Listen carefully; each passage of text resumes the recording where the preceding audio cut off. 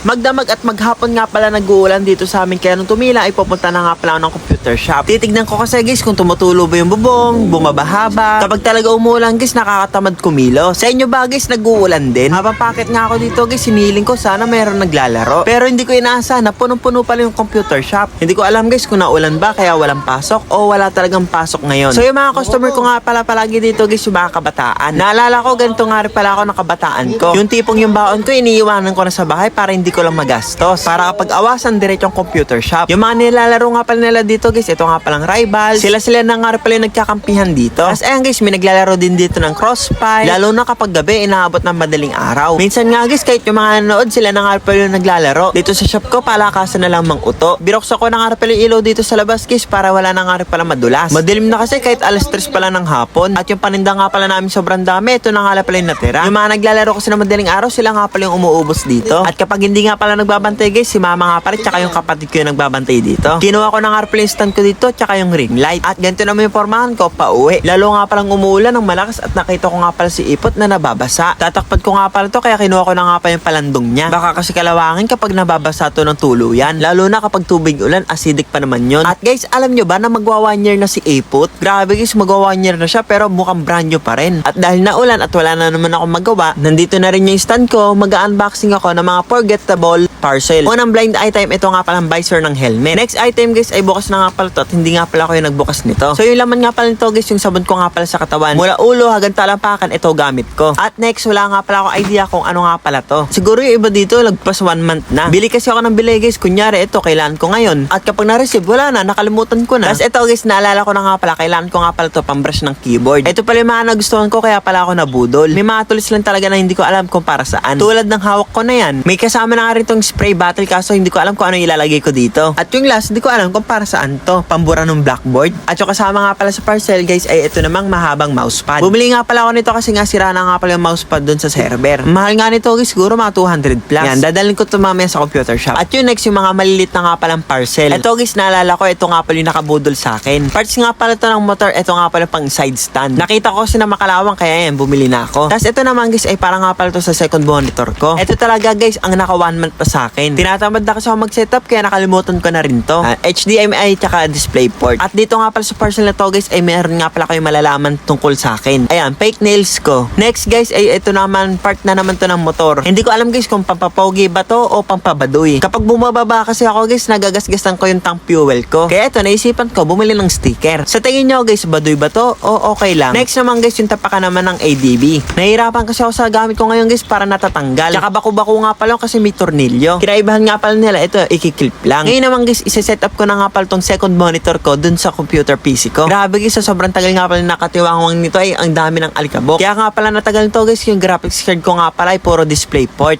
Kaya kinailangan ko nga palang bumili ng display port tsaka ng HDMI. Sa buong buhay ko guys, first time ko nga pala makakaranas ng dual monitor. Kaya hindi ko alam guys kung paano ko to isa-set up, paano ko to gagawin. Basta yung ginagawa ko dito, plug and play. Hindi ko alam guys kung ano yung in-expect ko dito pero sana gumana. So far so good, plug and play lang ginawa ko. So ngayon naman guys ay maglilinis naman ako ng keyboard. 2 months pa lang tong computer ko pero grabe yung dumi. Pwede na magtanim dito ng patatas tsaka ng palay. Kaya kailangan ko talagang bumili ng mga pampalinis ng keyboard. Lalo na yung computer shop ko, tabing kalsada pa naman yun. At yung pinaka-challenge dito guys ay yung pagkakabit nga pala ng mga keycaps. Kayo guys, sa ulo nyo na ba yung keyboard?